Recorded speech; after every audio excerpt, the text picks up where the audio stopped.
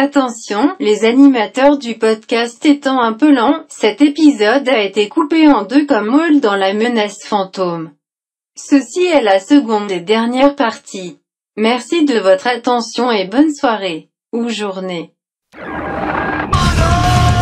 Grâce à son ensemble de servomoteurs dédiés à la stabilité de la cargaison, le monorail 20T Conveyex Transport from White Drive Yard peut transporter les cargaisons les plus dangereuses à travers tout l'Empire. Enfin, si c'est sur une planète, parce que c'est un train, donc ça vole pas. Ça vole pas, hein. La protection de la cargaison est assurée par un système haute sécurité composé de clés quantiques avec signature cryptée. Aucune chance que votre marchandise tombe aux mains des bandits. Bye bye les voleurs. Enfin, sauf s'ils utilisent des explosifs. Ça, c'est pas couvert par l'assurance. Conveyex 20T, votre hyperfuel est en security. All aboard!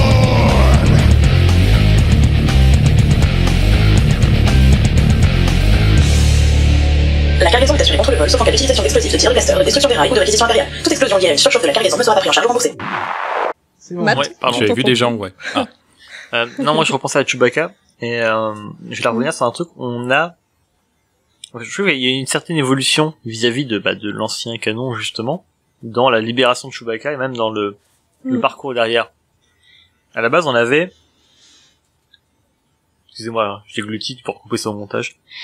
Je suis en train de manger du fromage.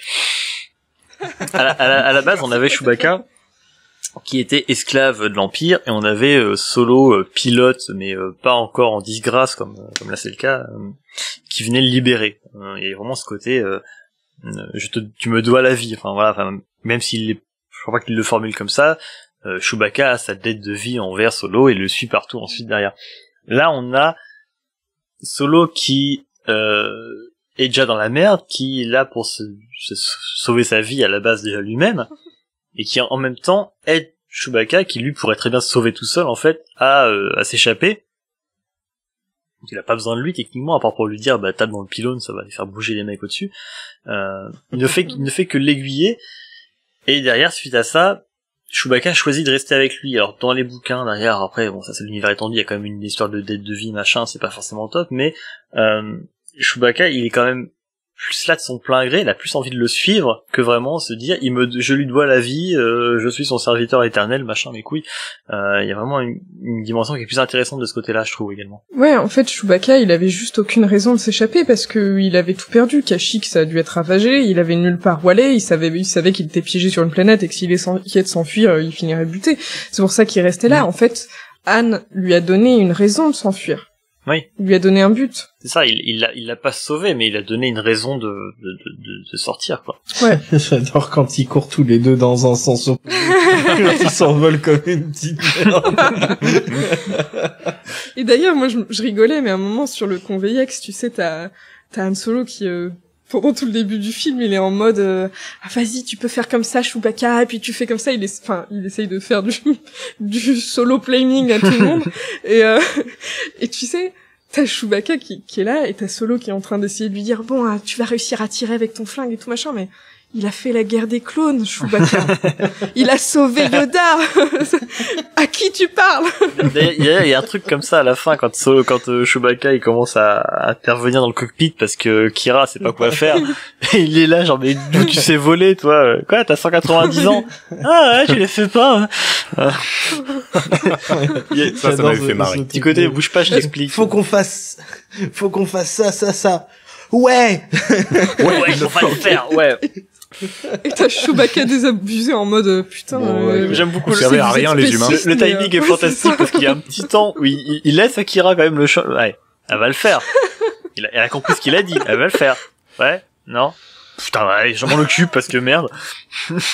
Et on a beau être un Wookiee, il est bien élevé. T'as Kira en mode, je te laisse la place, hein. Écoute, moi, je vais aller faire du café, bouge pas. D'ailleurs, en passant, on parlait de Conveyex, mais les gens qui trouvent la réelle molle, vous avez vu la scène du Conveyex? Parce qu'elle est, il y a des gens, j'ai vu beaucoup de trucs qui disaient, ouais, la réelle est molle, c'est Ron Howard, c'est mou, c'est pas inspiré. Merde, les scènes du Conveyex, les scènes dans le Maelstrom avec la poursuite avec les tailles, vous avez vu tout ça ou ouais. Vous avez vu une version super cut du film? Mais Ce qui est marrant, justement, moi, pour le coup, Les sont trop sombres. ça faisait partie vraiment des points forts du film. Ils ont réussi à rendre les courses-poursuites intéressantes. C'est un peu un truc des films qui se passent dans l'espace. Des fois, il n'y a pas vraiment de repères visuels, donc c'est un peu dur de savoir si on va vite. Là, non seulement ils ont réussi à donner cette impression de vitesse, pareil pour la course-poursuite sur Corellia au tout début, mais je trouve que même, ils ont des aspects, ils arrivent à... Ils ont des petites astuces de mise en scène qui rendent le truc intéressant, genre alors là je reviens sur les scènes avec le faucon, genre quand il fait une espèce de tonneau là pour éclater un des chasseurs-taille, quand il fait le dérapage là sur les avec les trains d'atterrissage, c'est des super bonnes idées, ça rend super bien. La blague est fantastique, je vais faire le truc que mon pote il avait fait sur Corellia et qui est mort juste après. Mais oui, il est très drôle. Génial. Le film est très drôle. En vrai, c'est vraiment une comédie. Hein. Le film est très drôle. Faut que vous le revoyiez. Enfin, je sais pas, les gens qui l'aiment pas, revoyez-le. Il est drôle, ce film. On rigole souvent. Dans la course-poursuite sur Corellia, quand il se retrouve coincé et que t'as Kira qui fait une tête genre... Putain, mec, je te l'ai pas genre dit il y a 10 secondes. Oh, et d'ailleurs, un tout petit truc, justement, au moment, pour revenir à cette scène où Chewbacca, là, justement, redevient le copilote, c'est à ce moment-là juste à ce moment-là, il relance la musique, le thème, mais ça passait tellement bien. C'était tellement beau avec la musique et tout. Franchement, j'en avais la chair de poule. Ouais, on en parlera de la musique. Ça, pour moi, justement, c'est une référence. On aura sûrement une discussion dans pas longtemps à ce sujet, mais pour le coup c'est une référence, c'est un petit coup de coude, mais c'est un coup de coude bienvenu parce que t'es là, tu fais, ah ouais, ça y est, Chewbacca il est avec Han Solo, c'est son copilote, ils sont, enfin voilà, chacun à sa place. Ils ont pris une douche ensemble. Oui. Non mais ils sont chacun à la place où on les connaît, ils sont dans le faucon, machin, c'est normal, enfin ça marche bien quoi, ouais, mais là pour le coup ouais, c'est vraiment une référence qui est facile, mais c'est toujours cool quoi. Et sinon, oui, juste pour finir, du coup, en fait, l'action, la mise en scène est pas forcément toujours hyper inspirée, mais dans les scènes d'action, c'est bien fait, et surtout, c'est lisible. Je veux dire, revoyez les combats de l'épisode 3 ou 2 même, je sais pas, mais le 2, entre Beckett et Fils Nest quand ils se battent sur le Conveyex. Alors déjà, l'idée même du Conveyex, c'est génial parce qu'on a un terrain qui ne cesse de bouger, de pencher d'un côté, de l'autre, de basculer, de machin, d'un point de vue... Avec des capteurs en plus et tout, donc il faut... Voilà, en plus, faut faire attention sur les côtés, mais je veux dire, le wagon passe son temps à basculer autour du rail. Rien que ça, c'est une super idée en termes de mise en scène, parce que ça va constamment bouger, ça va constamment être en mouvement, et à côté de ça, le petit duel auquel il se livre, c'est super lisible. Ce qui est génial aussi avec ce film, c'est qu'on a une poursuite au début, on a un casse, on a une espèce de presque de duel aussi dans le désert. Enfin, on a des éléments de films de braquage, des éléments de films d'action à la Indiana Jones, des éléments de western. Je sais pas ce qu'il vous faut, voilà.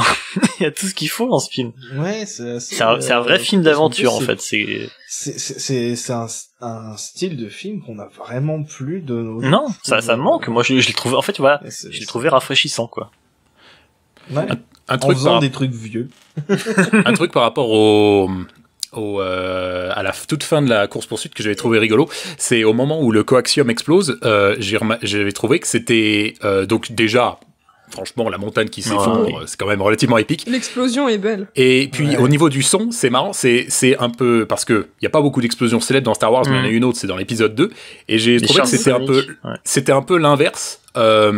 Dans l'épisode 2, on avait un silence suivi de l'explosion, et là, c'était l'inverse. On avait l'explosion suivie du grand silence. Je pensais pas en parler, mais ce qui est intéressant avec cette explosion, et là, je suppose que c'est encore les concepteurs qui sont juste des fondus de Star Wars et qui font toujours les choses bien.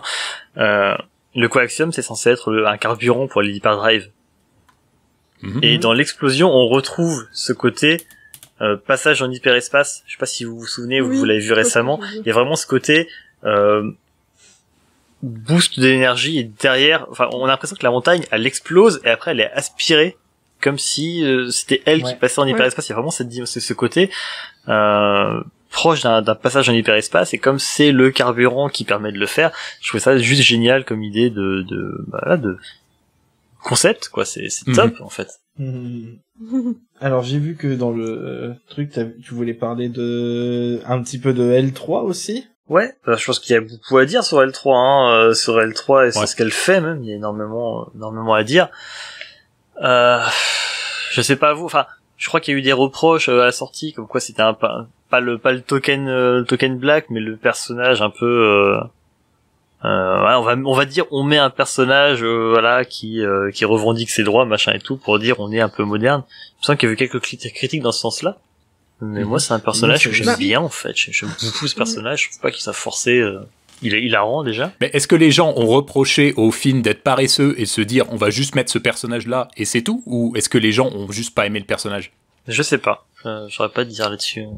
Je sais pas, moi j'ai vu que c'était 50-50 hein, et la plupart des gens qui ont pas aimé ce personnage c'était soit des femmes qui trouvaient ça bof, soit des mecs qui sont pas très recommandables. Ce que je voulais dire justement c'est qu'en plus parmi les critiques qu'on avait eues là du fait d'avoir aucun truc qui parle de notre société actuelle, bah je suis désolé, L3 c'est l'incarnation même vraiment des problèmes de société actuelle. Tu n'as pas regardé. Ah bah non, il parle des droïdes, c'est pas du tout applicable. Tu sais, il a peut-être regardé avec son nez. Clairement, en plus, L3, elle représente toutes les luttes de tous les opprimés, parce que là, c'est sous les formes de droïdes, mais ça peut être le racisme. Oui, c'est universel, en fait. Ça peut être... Voilà, et en plus, je trouve que ils en ont fait... Ils l'ont utilisé pour faire un ressort un peu comique, parce que t'as les robots qui se battent dans les arènes avec les grillages, là, ça me fait penser à, je sais plus, je crois que c'est dans une série, genre, un mec à Manzar, un truc comme ça, où ils veulent voir, robot versus catcheur, ou je sais pas quelle connerie. Ça m'a fait penser à ça. Mais là, je suis en train de me dire, c'est même un rapport avec les droits des animaux, quoi. Enfin, avec les combats de coqs, les trucs comme ça, en fait. Elle représente toutes les luttes, en fait, contre la violence et l'asservissement d'une catégorie d'êtres vivants. Moi, ça m'a fait penser... Oh, pardon. Du coup, j'ai oublié. Je suis désolé. Non, c'est juste pour le robot qui se fait cramer le pied par l'autre dans l'arène. Ça m'a fait penser à une scène dans la trilogie originale, dans le palais de Jabba. Oui. Et le fait aussi qu'elles se battent pour les droits des droïdes, ça fait aussi beaucoup écho à la trilogie originale où ils se font gerter de la cantina, C3PO R2D2. On sert pas les trucs comme ça. Mais elle sort pas une phrase comme ça à un moment donné. Oui. Oui, justement, ça c'est peut-être la phrase qui va un peu trop loin, c'est quand on a dit ouais, ils servent même pas notre espèce ici. C'est vraiment genre, vous étiez pas obligés. Bah là, pour le coup, c'était peut-être un clin d'œil à la phrase du barman. De l'épisode 4. Complètement. Oui, c'est complètement, justement, et c'est peut-être pour ça que celle-là, c'est un petit peu trop, je trouve. Non, parce que ça explique aussi pourquoi ils sont indignés, parce qu'ils sont, non seulement ils sont exploités, mais en plus, on leur donne même pas accès aux trucs de base. Après, qu'est-ce que ça boit un droïde? Je ne sais pas, mais tu vois, ça souligne le fait qu'ils sont même pas considérés comme elle apparaît toujours vénère à H24, je trouve que ça marche bien, en fait.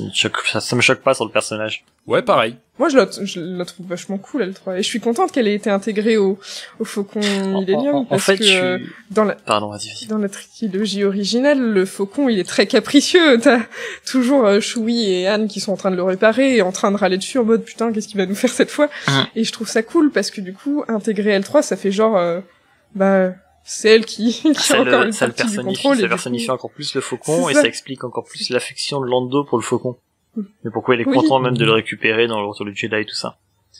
Et je voulais dire juste une connerie.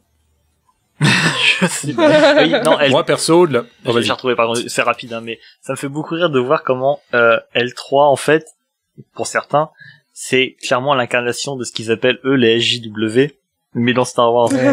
Parce que elle rebondit constamment sur tout. Lando sort du cockpit, il lui dit est-ce qu'il te faudrait quelque chose, la meuf elle lui répond je sais pas, des equal rights, l'égalité des droits. Oui, c'est génial, meilleure blague du film ça. Constamment paf, elle le lâche jamais. Elle l'aime bien et elle bosse avec lui, machin, ils ont une relation même sentimentale quasiment, on peut dire. C'est top, mais à côté de ça, elle rebondit à chaque fois sur tout et je trouve ça très drôle parce que ça a dû en énerver mais tellement. Alors que moi j'adore ce genre de truc hein. D'ailleurs, par rapport à ça, une autre blague qui m'avait vraiment fait marrer, et d'ailleurs, ça avait été plus ou moins confirmé par rapport au personnage de Lando qui était décrit comme pansexuel. Et il y avait ce moment où elle discute, où L3 discute avec Kira, et voilà, elle lui dit, moi j'ai le sentiment que Lando, il a des sentiments pour moi, mais voilà, je peux Voilà, non, ça, on pourrait pas le faire. Et donc Kira lui dit mais comment ça marcherait? Et elle répond, ça marche. Oui, c'est génial. Mais Vraiment, oui, c'est trop bien. Enfin, toutes Tu ces te poses scènes, plein de elles sont questions trop... après cette réplique. Oui, mais en même temps, ça fait écho à des gens qui disent ah mais les homosexuels comment ils font machin et tout.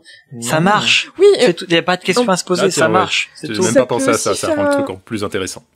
c'est vrai qu'elle peut aussi représenter les luttes LGBT parce que par exemple quand On a elle dit dit tout.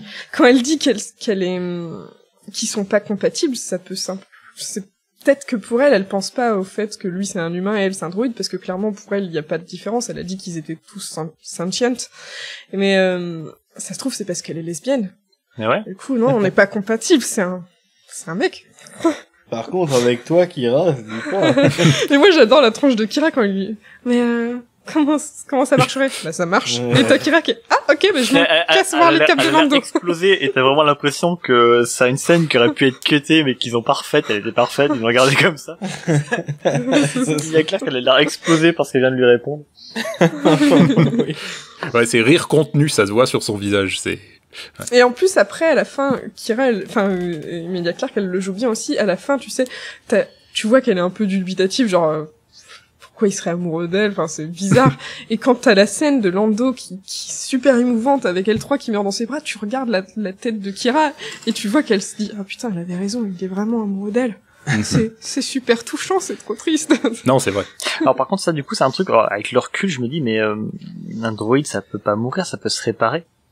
Hein, j'ai pas bien compris. Pour transformer sa personnalité dans un autre J'ai pas droïde. bien compris qu'est-ce qui était mort chez L3 à ce moment-là en fait. Je dis pas qu'il aurait fallu une explication très longue de ça, mais on se dit Mais peut-être que les données s'effacent automatiquement quand le droïde est cassé. Hein. peut-être. Ah, Après il y c'est a possible. la partie Peut-être que la qu'il y a la mémoire, partie des trucs comme donnée ça. avec sa partie carte hyperspatiale machin et une partie plus personnalité où là effectivement elle est effacée du coup. C'est peut-être pour ça qu'il l'a pas effacée jusqu'à présent parce qu'il aimait sa personnalité.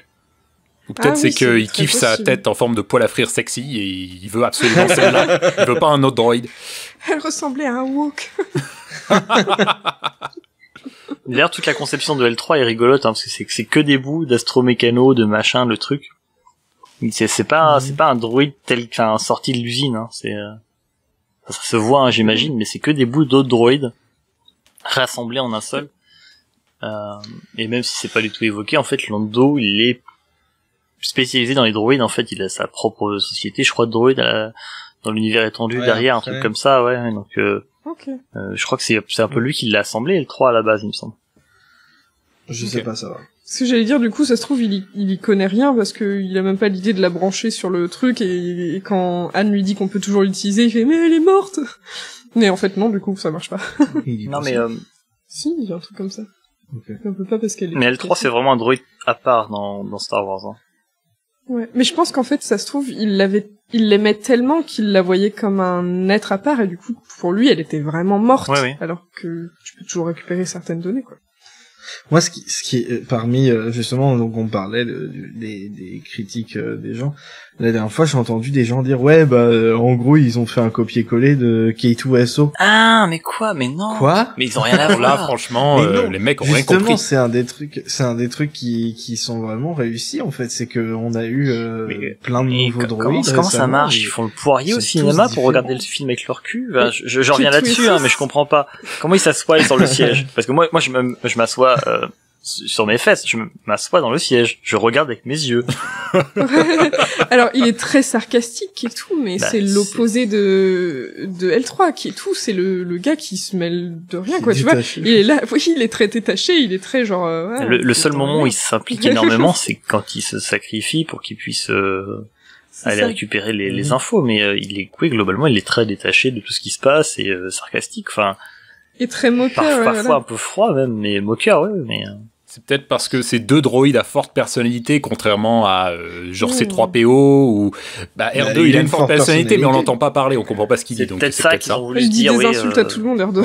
genre on fait des droïdes avec plus de personnalité, plus de lignes de peuvent dialogue, plus présents qu'à l'époque, quoi. Voilà. Mais bon, c'est léger, je veux dire, Ouais. comme justification. Ah ouais, oui, clairement. Hein. Ils n'ont rien à voir. Et sinon, du coup, on n'a pas parlé du dernier personnage féminin. Enfys Nest. Qui n'a eu droit à... Ah oui, c'est vrai, on a oublié Lady Proxima. Et elle, ouais, non, si, elle est un peu liée à Han Solo, mais sinon, moi, je l'ai kiffé, elle me fait trop marrer avec cette voix de petite vieille. Avec sa petite voix, là. Avec tous ces colliers bling bling partout. Mais il y a un personnage qui avait pas du tout été marketé, ou très très peu, encore moins que le film. Et on savait pas du tout qui jouait ce personnage-là jusqu'à la sortie du film. T'exagères un petit peu si tu parles de qui je crois. Enfin, il a été marketé. Bah de Enfys Nest. Oui, il a été marketé. Ben ouais, mais on savait rien dessus. On savait à peine son nom. Il y a un magnifique pins. Si vous l'avez, ça m'intéresse. De Enfys Nest. Je lance un appel. Des pins. Non, je parle vraiment des trucs qu'il y avait avant, hein, parce que après il y a eu plein de trucs. Après la sortie du film, tu veux dire? Après la sortie du film, il y a eu plein de trucs. Ils ont pas communiqué sur le personnage plus que ça. Ouais, voilà. Ouais. Et quand C'était les pour premières pas spoiler reviews sont tombées, moi j'ai vu plein de gens qui disaient que c'était leur personnage préféré, machin truc. Mais il est marquant. Alors qu'on en avait à peine entendu parler avant. Et moi je les comprends parce que c'est un personnage qui est super cool. Et qui en plus introduit un autre aspect du film, justement, le fait que les personnages que tu croyais être méchants aussi, en fait c'était les vrais gentils depuis le début. Parce que les Enfys Nest et ses maraudeurs sont présentés comme étant un autre gang en fait, simplement, hein, qui dès le début, qui viennent leur couper l'herbe sous le pied. Et puis ça aussi ouvre sur l'aspect politique et social de l'univers dans lequel ça se passe, avec les luttes autres que la rébellion et le Jedi. Oui, clairement. Bah si, c'est la rébellion. Bah oui, non, mais la rébellion, oui, mais en fait, comme elle l'explique, c'est la proto-rébellion. Voilà. C'est même plus intéressant ça, parce que comme elle l'explique, en fait, ce sont des peuples qui sont déjà bolossés, enfin, asservis par les gangs, par la mafia, qui elle-même est de mèche avec l'Empire, donc qui seront pas protégés par l'Empire derrière, même également, qui seront pas, je pense que aussi toute la bordure extérieure, tous ces peuples-là, même des non-humains, machin, dont l'Empire se fout complètement. Two Tubes, là. Voilà, les Tubes, il y a pas mal de non-humains également dans son gang. Mais, même sans Savary, non, trop stylé, toujours content de le... Avec son bazooka! Mais ouais, il leur tire des roquettes dessus, c'est un ouf. Mais, toujours content de le revoir. Mais, là, il y a cette dimension, alors, non, en fait, c'était pas un autre gang de sale type, en fait, c'est des mecs qui se battent justement contre les gangs, parce qu'il y a personne qui est là pour faire le taf, enfin, la police, ou même l'Empire s'en bat les couilles, donc, et la rébellion, l'Empire est mêlé même, et du coup, c'est eux qui vont derrière semer les graines de la rébellion, quoi. Oui, en plus. La rébellion, elle a plusieurs niveaux, comme tout le temps dans les luttes. T'as forcément des... Enfin, tu sais, la rébellion, c'est les White Fans. Mais ça c'est quelque chose... ça c'est quelque chose, je comprends que... Je fais vite. Ça c'est quelque chose que je comprends que chez le spectateur grand public, lambda, c'est pas quelque chose qui est forcément accroché, même si c'est pour les scénaristes, t'as moyen de raccrocher les wagons et de dire aux spectateurs, regarde, ça fait un peu partie de la grande histoire.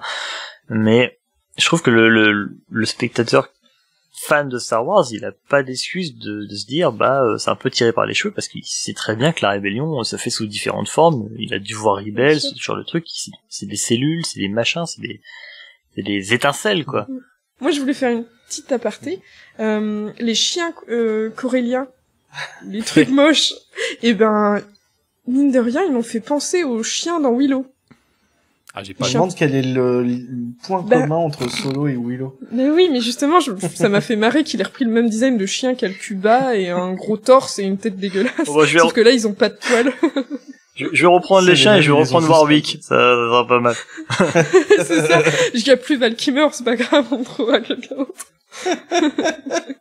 Alors moi, perso, Enfys Nest, même si j'ai bien aimé l'histoire des germes de la rébellion, je trouvais ça cool, mais c'est peut-être un des trucs qui m'a un peu moins plu dans le film, c'est j'aurais bien aimé que Solo résiste un petit peu plus que dire tout de suite ok, vous êtes gentil, on va vous donner le truc, on va vous donner le coaxium qu'on a on a failli mourir pour l'avoir.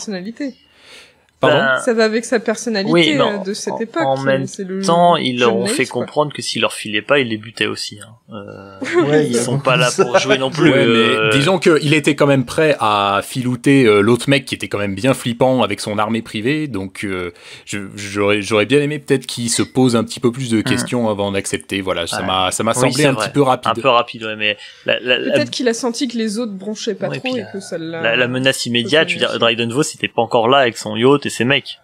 La menace immédiate, c'était eux.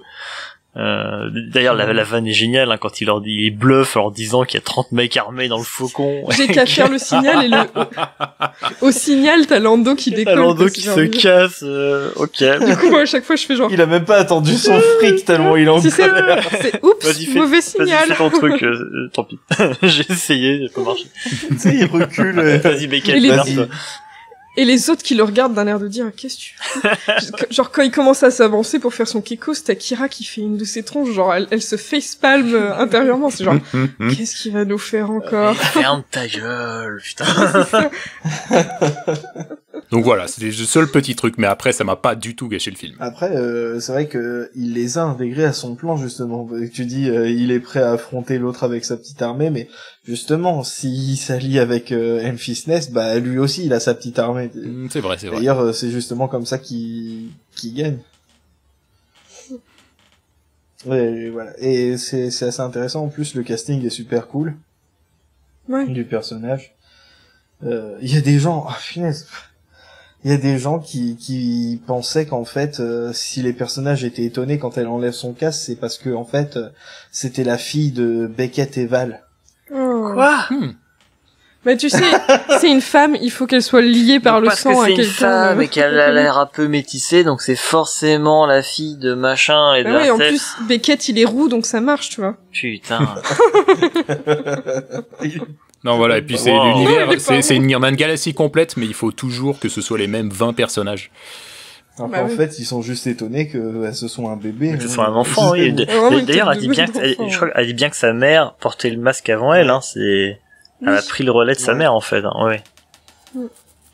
Maman, elle est morte. Donc, en fait, C'est Black Panther. en fait, mais, Enfys Nest, c'est différent. plus le personnage, le leader, que elle en Ouais. elle-même, en fait. Mhm. On veut une série Enfys Nest aussi, également, si vous mettez. Bobby Girl, si nous En écoute. plus, elle a la musique qui déchire. On y vient, la musique, mais ouais. Mais c'est justement, le- là, on va peut-être passer à la musique On maintenant. va passer au château là, au yacht. Et je pense qu'on peut en venir à toute la part, enfin, tout ce qui est autour de l'histoire, en fait. Parce que le Ouais. scénario est simple, on l'a dit, hein, le scénario est basique, mais le film, à côté de ça, il est hyper généreux, en fait, dans tout ce qu'il offre autour. Mhm. Complètement. D'ailleurs, récemment, il y a eu la petite campagne Make Solo 2 happen, Mhm. donc les gens qui réclament une suite. Ce qui est ce dont on parlait avec Chucky aussi cet après-midi, c'est vrai que le film, il est super solide pour lancer plein de trucs. Oui. C'est pour une ça que je bonne dis que intro. c'est vraiment le genre de truc que Lucas il aurait voulu faire, parce que c'est vraiment un truc de serial et tu peux faire Mais 5 oui. séries dessus Mm. différentes, même des mini-séries, et du coup dans cette campagne là il y a des acteurs, par exemple Jonas qui joue Chewbacca qui a relayé, Ron Howard aussi, et Kasdan il aussi, y a hein. aussi ouais, oui, mais Kasdan tout le temps, mais et il y a aussi John Powell qui est Oui, le compositeur. le compositeur qui lui qui a fait vraiment un excellent travail dessus. Si vous connaissez pas, bah, il a fait les BO de Shrek, les Bournes, et surtout How to Train Your Dragon, Il s'appelle juste Dragon, je crois. Ouais, en français, c'est qui s'appelle Dragon, juste Dragon en français, et il avait eu une nomination aux Oscars d'ailleurs pour celui-là. Oh, Tu me dis, il a fait la BO de Shrek, je pense à All Star, Oui, si, j'ai eu Oui, ça dans c'était la lui. tête. C'était lui. Waouh, impressionnant. Mais non, ouais, cette campagne, du coup, on va faire ça maintenant, puis on parlera après de la musique et tout ça. Mais ouais, cette campagne, enfin, il y avait Kasdan justement qui avait balancé quelques infos sur ce qu'il avait prévu pour une suite éventuelle. En fait, c'était ma transition, la campagne, hein, pour pouvoir parler de la musique. Ah, d'accord.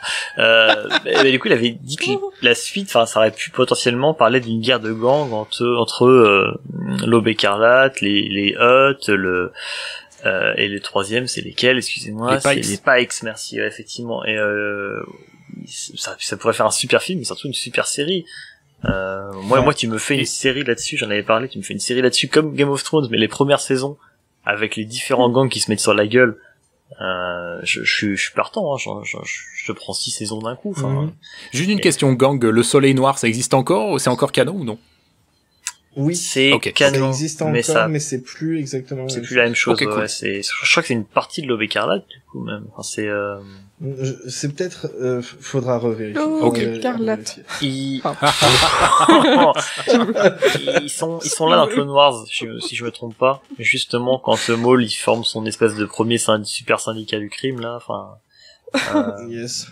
Ouais, en parlant de ça, là, de guerre de gang, je disais à Krushkov aujourd'hui, décidément, que ça aurait été vachement bien, tu sais, il y a 3, enfin, vous savez, il y a 3 chasseurs de primes dans la trilogie originale, à qui Vador dit de ramener Solo. Mais ce serait génial d'avoir un film où t'as, genre, je sais pas, Maul ou n'importe qui recrute absolument plein de... Ça peut pas être Maul parce qu'il croit pas du tout en la force, Anne. Donc Jabba. Non mais Jabba. Il peut faire par intermédiaire. Oui, ou Jabba, voilà, j'ai dit n'importe qui recrute plein de gens comme ça et qui les met en compétition en mode allez me chercher ça mais sans les prévenir. Et du coup dans le film, ils seraient tous en train de se la faire à l'envers l'un après l'autre et à la fin Solo s'en sort et du coup ça expliquerait pourquoi dans la trilogie originale, t'as les 3 qui sont là. Ouais, Solo, ouais, on connaît. Voilà, engagez-moi comme scénariste. Mais du coup, oui, la musique. Alors, la musique, et pas que, parce qu'il y a plein de choses à dire aussi, mais ouais, effectivement. En plus, la musique, c'est un truc assez neuf, parce que voilà, Rogue One, ça a été, alors à la base, ça devait être Alexandre Desplat qui devait faire la musique, puis finalement, il est parti, et c'est, Michael Giacchino qui est venu à la place. Si vous connaissez pas, de toute façon, on va en parler dans l'épisode de Rogue One. Cette fois-ci, c'est John Williams qui a écrit le thème principal du film, le thème de Han Solo, tu sais, après 40 ans, il était peut-être temps. Et John Powell qui a composé la musique du film directement. Et d'après ce que j'ai compris, il y a quelques pistes sur lesquelles ils ont même travaillé directement ensemble. C'est assez intéressant. Et c'est assez fou parce que ça va vraiment bien avec le film parce que c'est très péchu en fait. Ça fait très rafraîchissant. En fait, un des reproches que je ferais à la musique de Rogue One, c'est que c'est très réussi. Mais c'est juste du copier-coller du style de John Williams, alors que là t'as John Williams qui est directement impliqué dedans et ça fait neuf et ça fait cool et ça reste il est pas impliqué totalement, hein, je crois il a fait un morceau ou 2. Oui, mais il a fait un morceau et il a collaboré sur quelques trucs il me semble que il fait partie, en tout cas il a poussé le nom de John Powell pour faire la composition. Pour moi, c'est l'OST la plus fraîche depuis Disney. Hein. J'adore vraiment l'OST de Solo. Je suis d'accord. Ouais. Et puis moi, je trouve que au-delà d'être une bonne musique de film, je trouve qu'elle les thèmes arrivent au bon moment. Elle est bien utilisée. Oui. Voilà, ça a fait encore plus plaisir, ça la met encore plus en valeur. Non, bah quand t'as les maraudeurs d'Antis Nest qui arrivent, t'as ces chœurs féminins qui arrivent comme ça d'un coup, t'as ce thème immédiatement reconnaissable, ça marche, hein. C'est génial. Alors moi j'ai un truc que j'ai remarqué, alors justement je demande surtout à vous qui visiblement l'avez plus écouté que moi, la toute fin quand Kira et Solo et Han s'embrassent dans le vaisseau juste avant que Han parte à la poursuite de Beckett, il y a un thème au piano et je me demandais est-ce que c'est la première fois qu'on entend du piano dans une BO Star Wars? Alors dans les enregistrements, il y en a pour la bataille de Hoth, mais il me semble pas qu'on l'entende dans le film. Non, j'ai pas souvenir. C'est un instrument qu'on n'entend jamais dans la Après, c'est saga. pas un instrument donc, symphonique, ça peut s'expliquer, mais c'est vrai que ça m'a fait de bizarre. toute façon, non Ok. Quoi? Dans la musique de Williams, en général, il utilise pas de piano, de toute façon. Ça arrive, genre déjà il compose sur un piano, mais pas dans Star Wars. Bah dans Harry Potter, j'ai pas le souvenir non plus, après je les ai pas tout en tête. Mais... Ouais, mais il utilise des trucs différents. Ok. C'est vrai pas des qu'en pianos, général du il coup. prend des substituts, mais c'est vrai. Voilà. Et du coup, je sais plus de quoi on parlait. On parlait de Enfin, musique on parlait de la jusqu'à musique. présent. De Ouais. musique et qu'elle était bien. Et qu'elle était bien. Ah oui, et je voulais dire, ce qui est assez vraiment cool dans cette BO, c'est que bah déjà t'as un thème pour Chewie, donc c'est toujours bien. En plus, il est super. Et il a une façon de gérer les thèmes qui est vraiment mais pas des tweets là. Bah regarde pas. Il a une façon de se renouveler tout au long du film dans la façon dont il présente les thèmes, dont il non, et surtout dans le style qui fait par exemple il y a le thème de Kira et Han quand ils sont dans le comment ça s'appelle le closet dans la penderie de Lando, ça fait très Le garage à cap. 70s, voire même années 50, leur thème super romantique à l'ancienne et tout. Et de l'autre côté, tu vas avoir des percussions ultra rythmées pendant les scènes d'action qui justement qui font très très modernes et pourtant ça détonne jamais. Ça marche toujours très bien et c'est vraiment bien fait. Et est-ce qu'on va parler du meilleur exemple de musique intradigétique de tout Star Wars? Non. On va pas parler des grenouilles dans des bocaux. S'il te plaît. Allez, vas-y. Mais c'est génial. Je sais pas quoi dire de plus. Mais t'as pas Chicken dit in de a quoi Pot tu est parlais. génial. T'as toujours pas dit de quoi tu parlais. Mais c'est cette scène où ils arrivent dans le yacht de Dryden. On a déjà cette magnifique salle de réception avec tous ces costumes, tous ces effets pratiques en plus. Hein, c'est que ça. Ces aliens, ça, on a ce petit côté cantina, mais cantina un peu chicos. Hein, vraiment, on est sur un autre niveau. Et on a une chanteuse qui est là avec, deux chanteurs du coup, un chanteur et une chanteuse qui font une espèce de morceau un peu jazz, crooner. Enfin, c'est, je sais pas comment le décrire. Et c'est déjà c'est un des rares exemples avec la saloperie qu'il y a dans le retour du Jedi, donc j'ai plus le nom, Jedi Rock, c'est un truc comme ça je crois, je sais plus le nom du morceau ouais. de l'édition spéciale.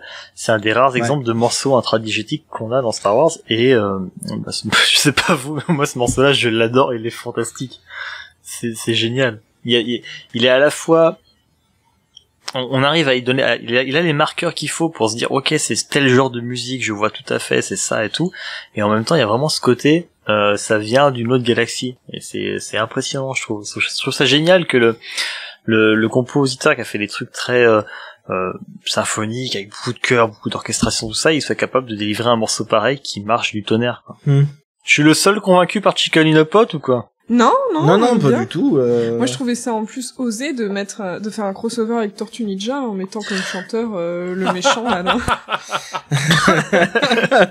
Ça c'est bon ça. Mais justement, peut-être inversement, c'est un truc qui explique que les gens n'aient pas aimé qu'on ait la marche impériale dans Star Wars parce que finalement c'est pas très exotique. C'est de la musique humaine dans Star Wars. Donc peut-être ils auraient aimé une musique qui fait peur. Mais c'est des exotique. humains suprémacistes. Pour moi, ça gêne pas.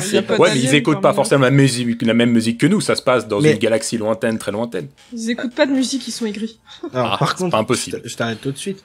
La marche impériale ne fait pas peur dans cette version-là parce que c'est une version en majeur et du coup c'est une version entraînante, une version joyeuse. C'est de la propagande. Elle est là pour accompagner la propagande de l'Empire. C'est un morceau inspirant. En fait. Majeur, mineur, mais c'est de la musique. C'est pas de la musique alien comme cette musique. Mais je suis d'accord. Ouais, mais c'est c'est là pour marquer aussi justement la différence entre les humains et les non-humains et on saura pas quoi. Entendu. Mince. Je disais que ça marquait la différence entre l'empire humain, suprémaciste, voilà, comme disait Tuki, et les non-humains qui font de la musique totalement très différente, quoi. Ça je vois, ouais. Je suis d'accord. Ce morceau, tu connais le pote, je trouve qu'il met vraiment l'ambiance de la scène, il pose vraiment clairement l'ambiance de la scène. Les personnages sont, bon, pas tous les deux magnifiques, mais il y en a un qui est magnifique avec cette superbe robe dorée qui est hallucinante.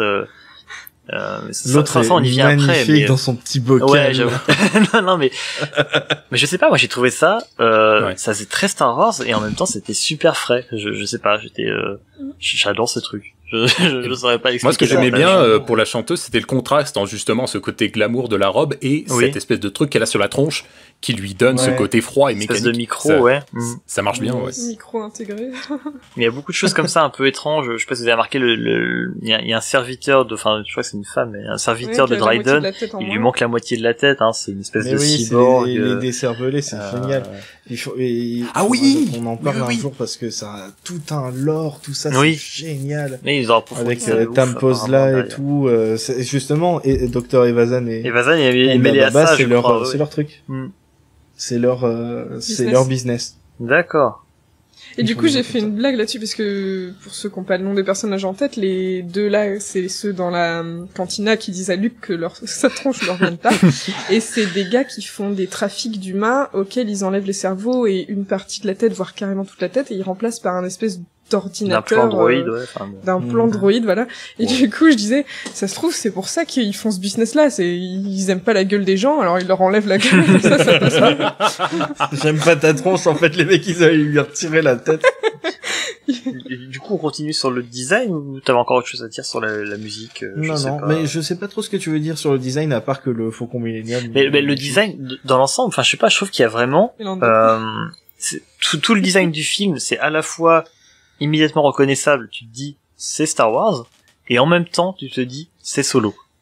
Il y a une chose qui fait que dans les vaisseaux, dans les costumes, dans les certains aliens qu'on n'avait pas vu jusqu'à présent, même dans les tenues, il y a quelque chose qui t'arrives tout de suite à te dire ok, ça c'est du Star Wars, mais ça en plus je sais que c'est du Solo, ça se voit direct, il y a toujours quelque chose. Je trouve que ça marche vraiment bien, c'est très inspiré, c'est à la fois classique, Star Wars, machin, et en même temps super frais. Leur interprétation des Pikes sur Kessel est superbe. Les costumes, on a des gardes pareil sur Kessel qui font très... Je pense pas forcément à ceux-là, je parle des mecs, je pensais plus aux mecs en jaune qui examinent un peu les dents de Solo et de Chewbacca à un moment donné. Ils ont un costume qui... Tu te dis, ok, ça marcherait à fond dans un film comme l'Empire contre-attaque au niveau du design et des couleurs et tout, c'est complètement rétro. Et en même temps, il y a cette nouveauté, il y a un truc, le faucon. Ils sont partis vraiment en couille tout le long du concept pour essayer de trouver ce faucon-là. Moi, je trouve qu'il est parfait, il est très réussi, il marche quoi. Je suis vraiment très très fan de tout le concept visuel autour de ce film. Tous les aliens autour de la table de poker, c'est fantastique. Le lieu même, cette espèce de cantina, chalet, c'est super. En plus, les lumières, j'y reviens, mais les lumières sont magnifiques. Rien que sur ces scènes-là, c'est ouf. Tout est très très très inspiré. On a l'impression qu'on leur a laissé un peu les coups des franches. On avait Rogue One où c'était quand même assez fermé. Beaucoup d'impériaux, beaucoup de tout ça colle forcément vu l'histoire qui est racontée, mais on est sur quelque chose d'un peu plus rigide, et là sur Solo tu sens que les mecs, on leur a dit vous allez pouvoir faire du scum and villainy, allez-y, lâchez-vous. Il y a vraiment matière quoi, c'est fantastique.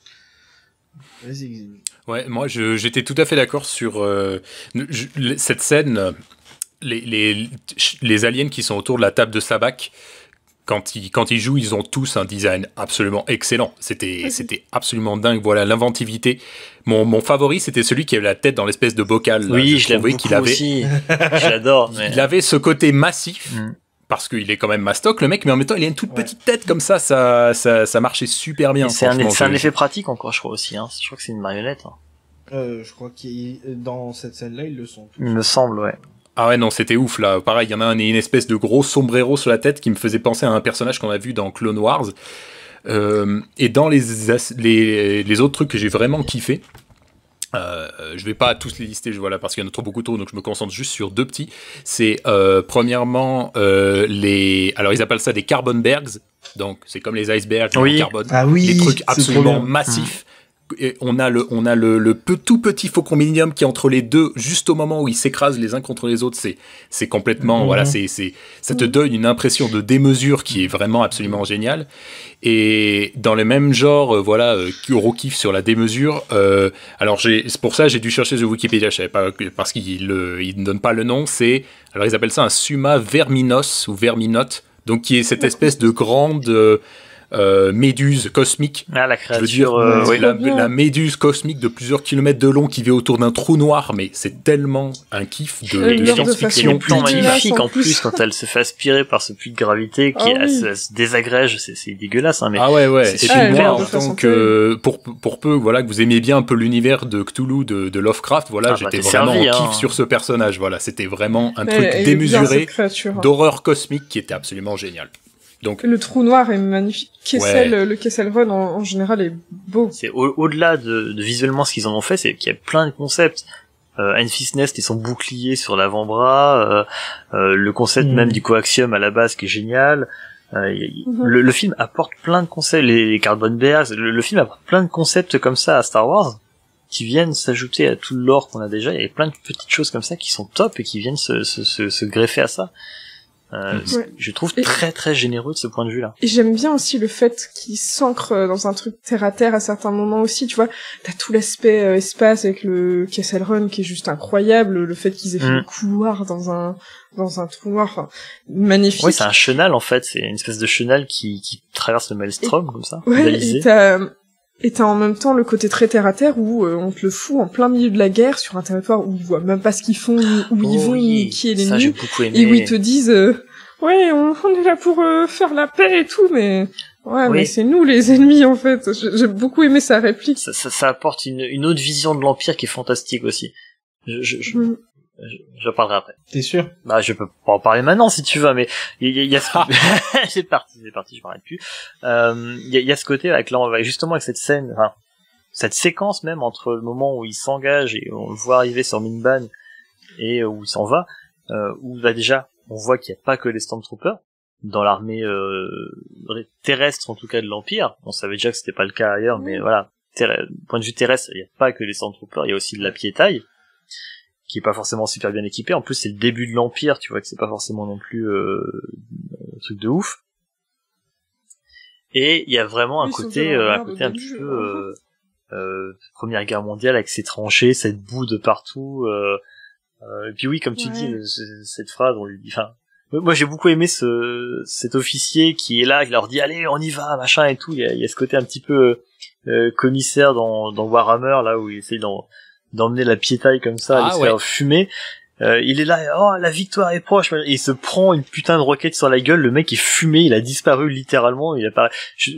C'est très drôle, et c'est en même temps ironique, et ça envoie un message même derrière ce truc-là, qui est top, et en fait ça montre le point de, enfin le côté, ça n'a pour un mec tout seul, enfin prendre un mec parmi cette armée impériale comme ça, pour lui, ça rime à rien. Cette gare ne rime absolument à rien, il a rien à foutre là. On vient attaquer Mimban pour la rattacher à l'Empire, sauf que, en fait, les mecs, on les agresse et, on les envahit, et puis, c'est quoi cette planète de merde? C'est que de la boue, c'est de la boue, de la pluie, ça n'en finit pas. La boue et des gros nuages, t'as vu les nuages qui oui.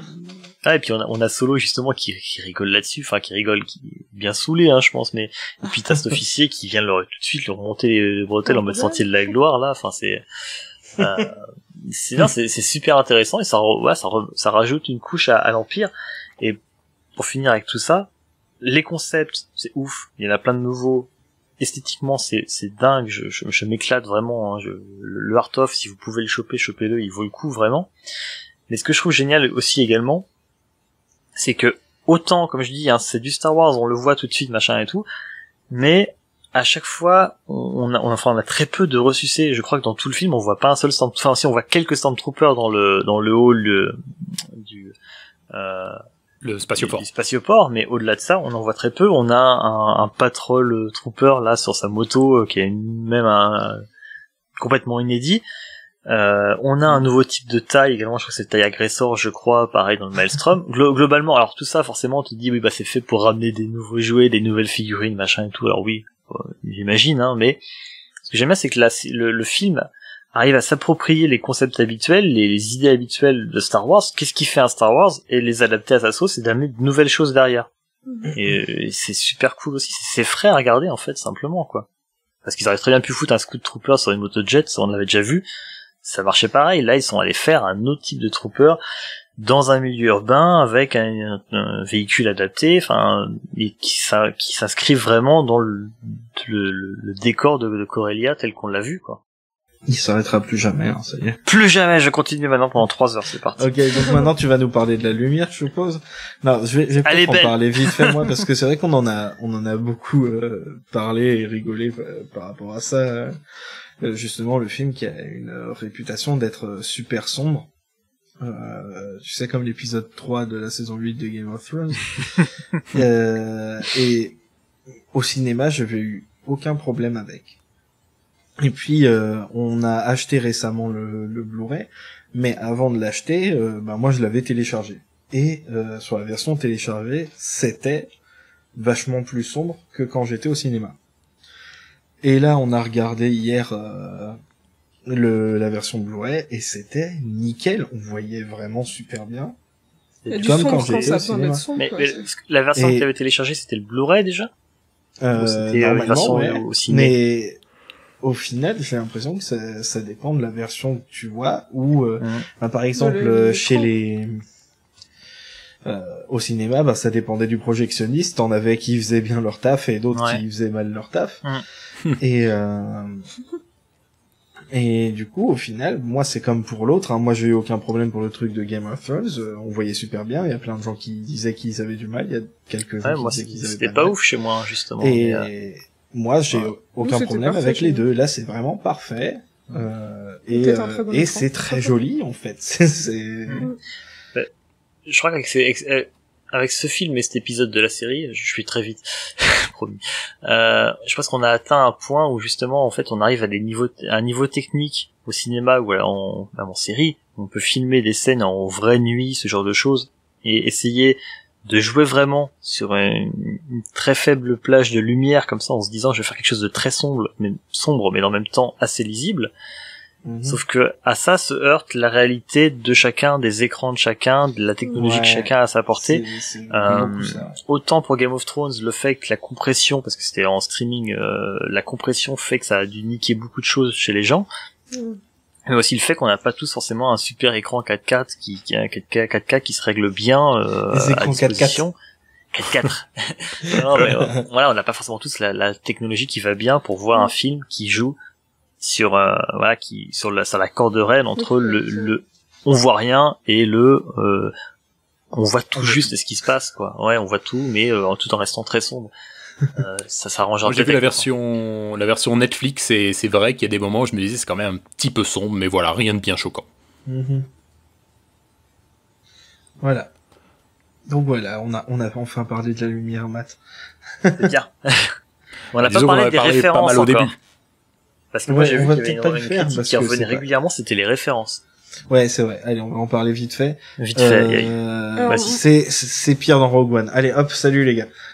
Alors moi, franchement, les références, j'ai pas calculé tant que ça, et je pense que les gens confondent références et le fait que ça raconte l'histoire d'Han Solo, donc forcément, ça va parler des trucs dont il a déjà parlé dans la trilogie originale. Enfin, c'est. Merci. Bah oui. C'est logique. Moi, c'était un peu la même réflexion que je m'étais fait. Moi, j'étais allé plus loin. Je me disais, elle est où la limite entre, à quel moment utiliser un élément de l'univers Star Wars dans un film Star Wars, à quel moment ça devient plus un moyen de connecter le film à son univers, mais une référence. Bah, c'est par exemple quand tu bouscules Ponda Baba et Gérard Jugnot dans la rue là et que la caméra elle s'arrête dessus pendant 2 minutes. Mais là le problème c'est la caméra qui s'arrête dessus pendant 2 minutes, c'est pas le fait que tu les bouscules.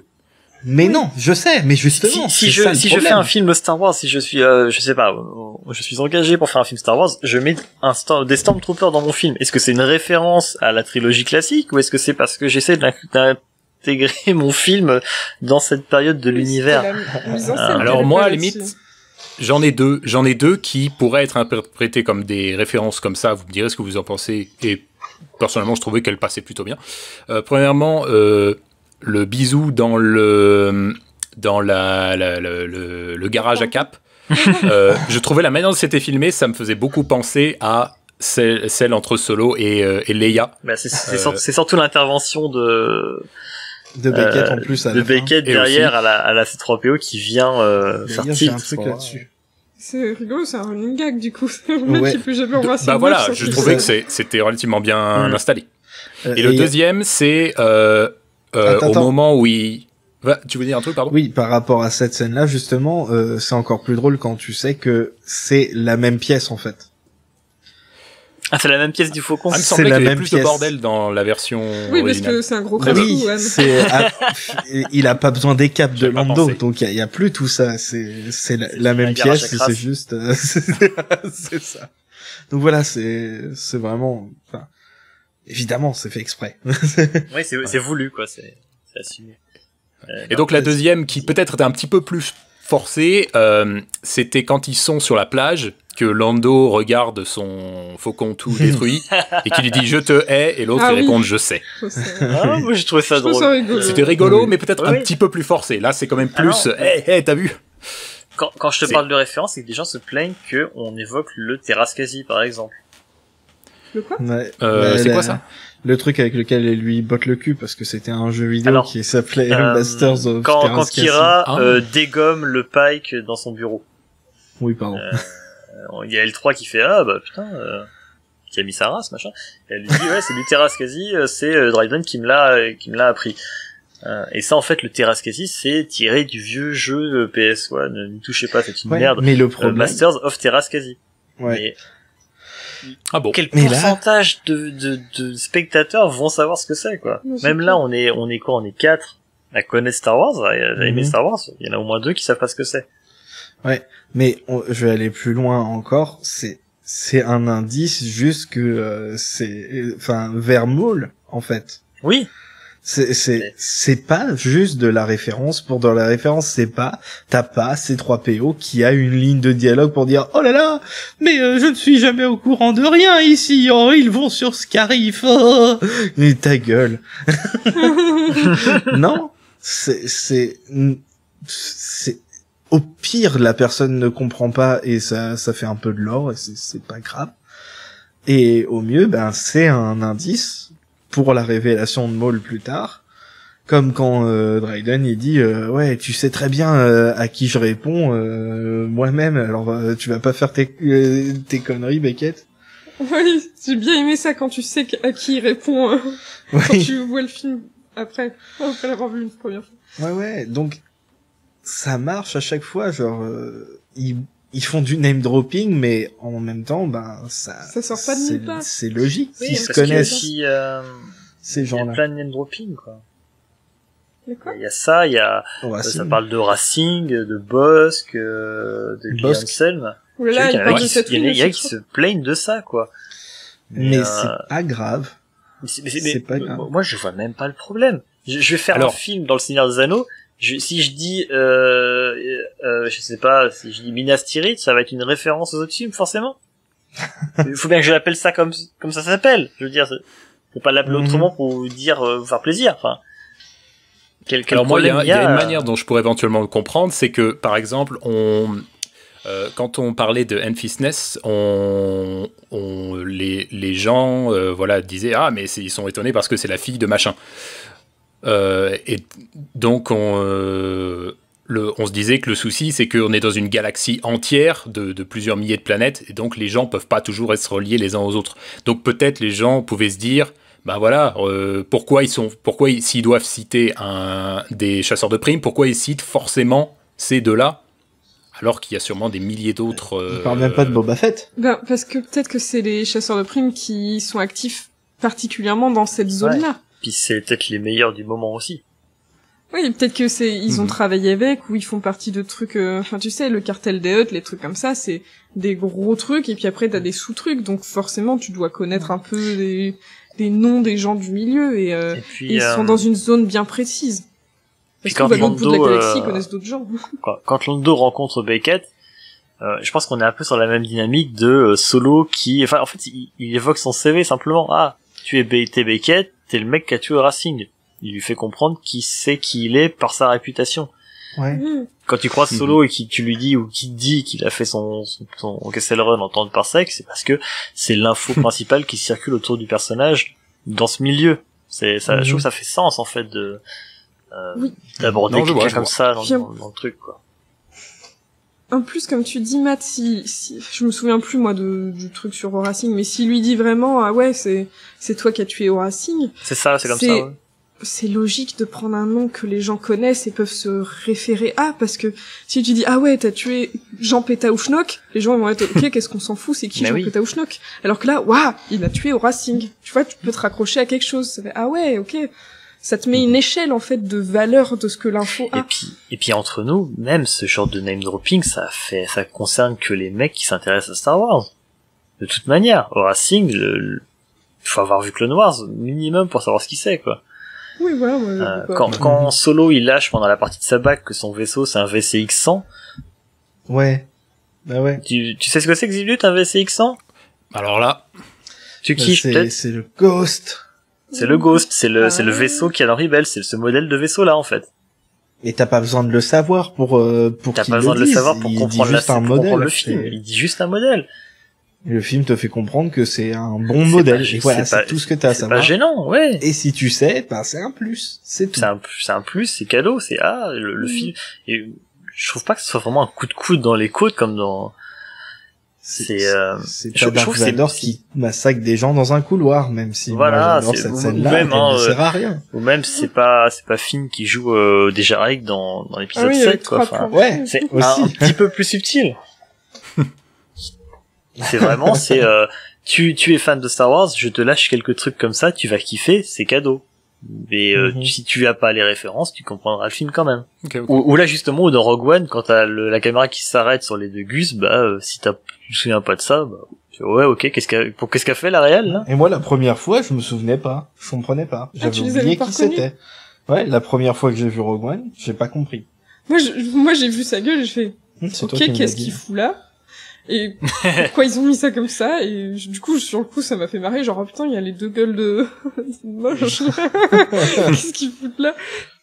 Voilà, ça apportait rien de... C'était vraiment juste un gros clin d'œil, genre, hey, regarde, c'est le mec qui est jamais content. Wink, wink. Voilà, pour ça, pour dire vous allez voir, on aime bien Rogue One quand même. Très forcé Ah, non, mais Rogue One, je l'adore aussi, faut pas... Mais c'est vrai que, par contre, au niveau fanservice... c'est ça, venir dire que les références sont forcé et abusé dans Solo, c'est un peu de la mauvaise foi quand même. Moi, je veux dire, ça déjà, elle concerne qu'une minorité de personnes, même parmi le public de niche qui est plus, enfin, qui devrait être visé par le film. Et en plus, elles nuisent pas au film, donc je vois pas le problème. Ouais. Non, elles sont bien intégrées dedans. C'est pas juste, on met le truc là au milieu de tout, puis on fait genre ça marche. C'est intégré dans le lot. Et donc, je suis en train de réaliser qu'on a presque fait le tour, pardon, mais on n'a pas parlé de Maul. De quoi? On n'a pas parlé de Maul, oui, Qu'est-ce qu'on peut en dire? Moi, par contre, je suis prêt à admettre que, c'était pas forcément utile de le mettre. Ou du moins tel qu'il a été mis, et en ayant fait ça, enfin, il faut faire quelque chose derrière. Oui, ça annonce clairement une suite. Ça, c'est le problème. Il faut une suite, que ça soit en comics, en série. Non, là, c'était juste... Oui, je suis d'accord avec toi, Grushkov. Moi aussi, je me suis dit que c'était forcé, là, en le revoyant. La première fois que j'ai vu le film... t'as vu mon beau sabre laser? C'est ça, la première fois que j'ai vu le film, j'ai fait, oh mon dieu, Yamo, là! J'étais trop heureuse. Et, là, quand on l'a revu, j'ai regardé, puis j'ai vu le truc du sabre laser, je fais, ça fait un peu kitschos, c'est un Maul qui monte son gros sabre. Regarde, je suis bien rouge. Et le problème, c'est que c'est à ce moment-là, je pense qu'on a perdu une bonne partie du public qui suit vaguement Star Wars. Il s'est dit, mais ce mec-là, il est mort, je sais pas qu'est-ce qu'il fait là, pourquoi il est là, à quel moment se passe le film. Je comprends rien, je laisse tomber. Je pense qu'il nuit un peu à ce moment-là à la compréhension du film pour un certain type de public. Mais c'est pour ça que je disais que c'était un film de niche, hein. Je veux dire, si tu sais pas que Maul, il était vivant, ça t'a spoilé, Clone... Ça t'a spoilé Clone Wars et Rebels. Super. Je suis d'accord qu'en plus l'introduire, enfin moi quand je l'ai vu, j'ai vu qu'il y avait Maul et que ça se finissait, enfin que ça fait partie de la fin, je me disais waouh, mais alors ça veut dire qu'il va y avoir un truc de ouf, ils vont faire une suite où il y a Maul et puis il va y avoir plein de contrebandiers et plein de chasseurs de primes et plein de trucs. Pour moi ça annonçait une suite épique. On sait pas si on en aura. J'espère sincèrement qu'on aura au moins un roman, un comics, un truc. Ils peuvent pas rester comme ça là-dessus. C'est pas possible. C'est ça le problème, c'est que on a perdu des gens en route et en même temps, ça laisse une porte ouverte qui est tellement grande qu'il faut en faire quelque chose. On peut pas laisser ça comme ça à la fin du film et pas aller plus loin. Et pour parler de Maul en lui-même, je me demande s'ils ont fait exactement le même maquillage ou alors si c'est juste dû à l'écart d'âge.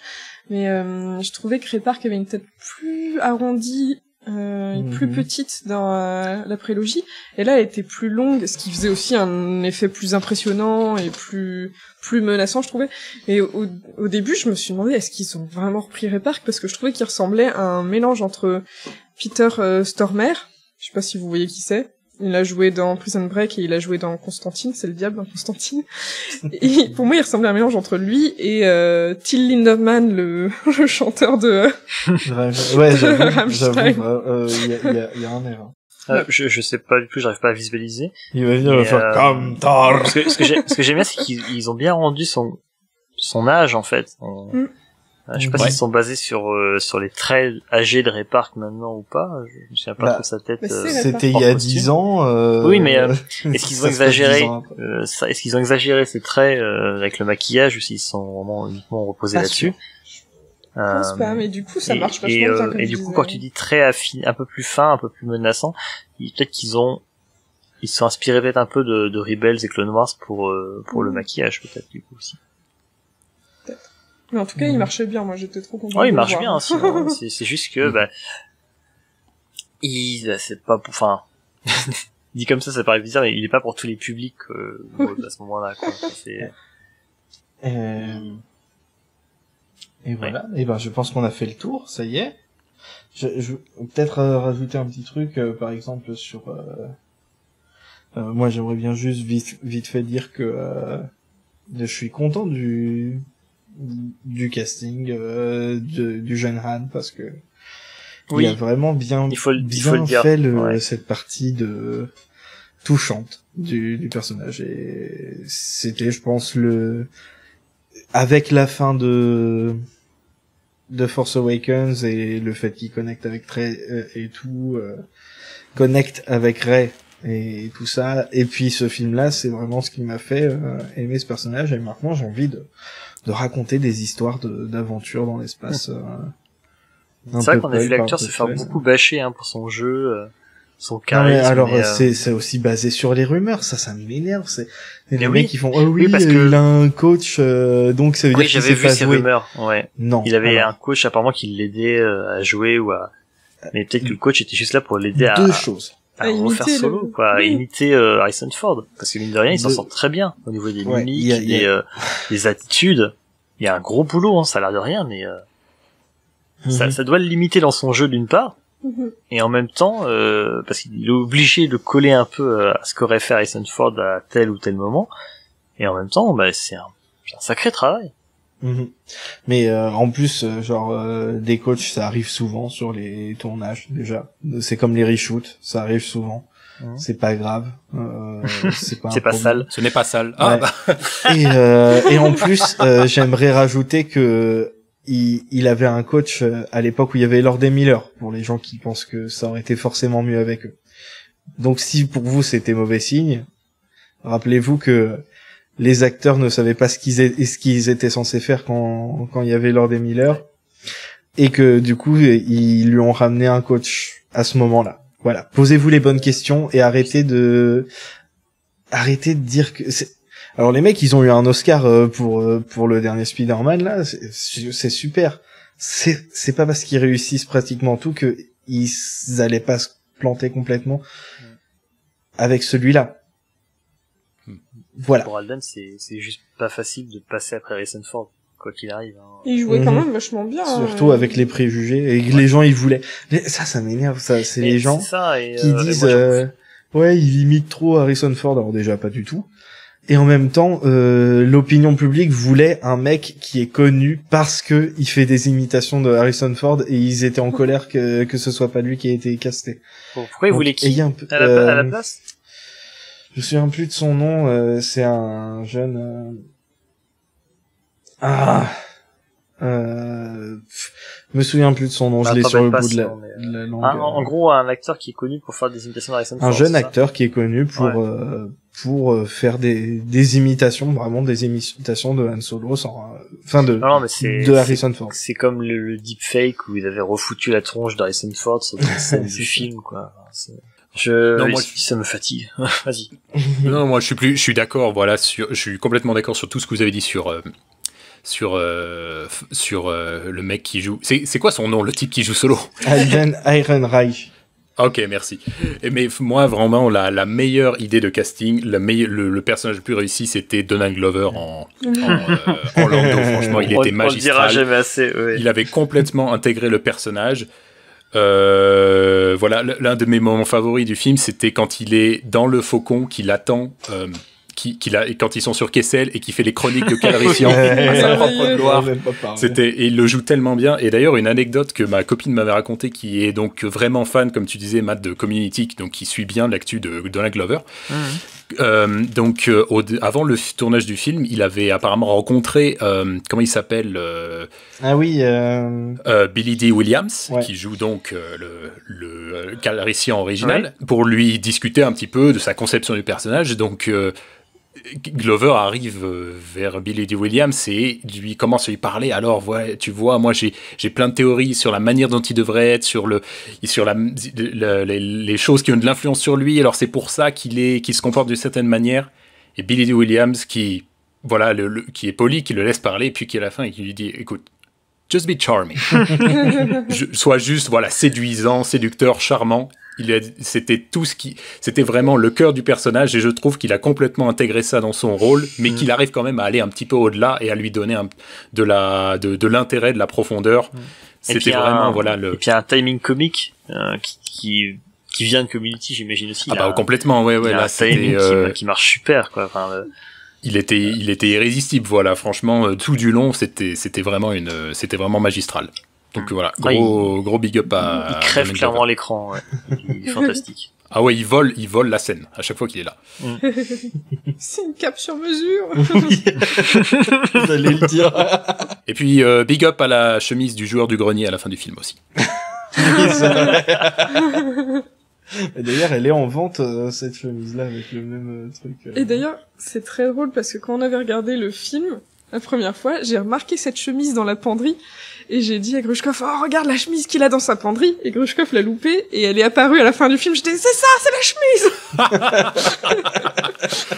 Le foreshadowing, mais à son plus haut niveau. Je l'avais repéré, hein. Ok. Alors. C'est bon, on a fait le tour, tout le monde? Je pense que je pourrais en parler encore des heures, mais... Ouais, je sais, déjà, monsieur je peux conclure. Qui veut jamais faire trop long, on a fait 2h30, il est encore prêt à parler pendant 3 heures. Mais c'est Solo, là, en même temps. Y a-tu qui, peut-être? Je sais pas si toi, tu avais un truc sur le casting? Non, moi, j'étais très fan du casting, je me demandais juste, comment les gens avaient réagi à l'époque quand, comment il s'appelle? Ewan McGregor avait été casté pour jouer non, ils étaient contents. Obi-Wan. Ouais, ok. Il y en avait plein qui râlaient parce qu'ils ressemblaient pas. Ouais, mais c'est le cas pour ils étaient tous, contents. hein. Glover, il ressemble pas à Billy Dee Williams. Mais justement, Ehrenreich, pardon, Alden, il a les mêmes yeux, donc ça marche. Ouais. Il a pas du tout le même nez, par contre. Hein. Non. Ça, mais voilà, moi je les trouvais tous très bien. J'étais contente du casting. Ils jouaient tous bien, donc c'était cool. Puis rien nous dit que... J'ai adoré Proxima. Proxima aussi. On a tous notre petit personnage qui est insignifiant, mais qu'on adore. Watu, Proxima, c'est mon pas style. insignifiant, Watu. Bref, allez, sinon on est encore parti pour 3 films, comme d'habitude. Hop là. Un dernier mot là maintenant ou pas? Bah, je peux conclure, hein. Enfin, pour moi, Ouais. enfin, c'est simplement un film qui a été condamné trop tôt, trop vite, trop tôt, avant même de sortir. Alden, pareil, il a été condamné directement. Enfin, c'est un film qui méritait un meilleur accueil, un meilleur lancement, et qui mérite d'être vu. Et j'espère qu'on aura quelque chose, une suite, peu importe la forme sous laquelle on l'aura, une série, j'espère.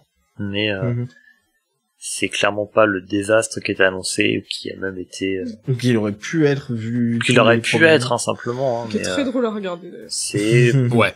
pour moi clairement un des 3 meilleurs films de l'ère Disney. Hein. Moi, je trouve qu'il est vachement accessible aussi. On en a pas trop parlé, mais moi, je trouve que c'est un des Star Wars les plus accessibles, même pour les enfants, justement, par le fait qu'il est beaucoup plus kids-friendly, Bah, il est même comme que la il est trilogie simple. originale ou Basiquement, l'histoire l'épisode est simple. Donc, 1. Mhm. à l'épisode 1, pour un gamin, c'est costaud. Hein, faut se partir les trucs de sénateurs, les machins, les... Ouais, c'est pas faux. Il T'es arrive tranquille en train de regarder une course de podracer, d'un seul coup, il y a un mec qui vient et qui te met la chaîne du Sénat. Enfin, c'est compliqué.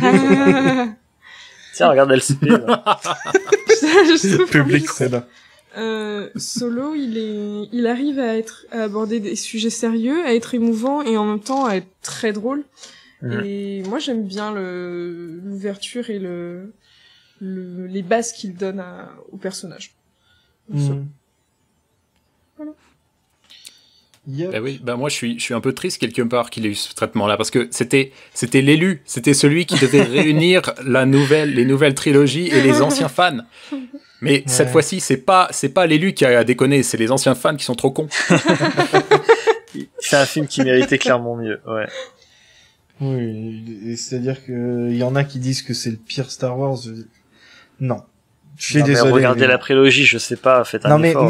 même sans parler de la prélogie, il y a eu 2 films sur les Ewoks. Est-ce que vous les avez vus? J'ai vu le numéro de Benzaï dessus, et en fait je crois que j'avais vu le premier il y a très longtemps. Est-ce qu'ils avaient des crawls? Est-ce qu'ils avaient un bandeau déroulant au début? C'est important. vrai. Parce qu'apparemment, s'il n'y a pas de bandeau déroulant, c'est que tu peux pas faire un bon Star Wars. Je pense qu'on est bon là. Soyez charmants et que la force soit avec vous. À bientôt. Salut tout le monde. Salut. Ciao, à plus.